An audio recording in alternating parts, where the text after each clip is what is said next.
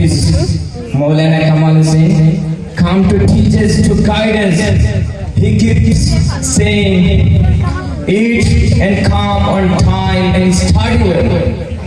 Eat and come on time and study well. Why does he repeat it? Because it is important. It is crucial. In the same way, Allah subhanahu wa ta'ala has mentioned Salah directly and indirectly more than 700 times in the Quran. Just imagine how important Salah must be in his sight of beloved Prophet Muhammad sallallahu alayhi wa sallam. His final advice was not about business.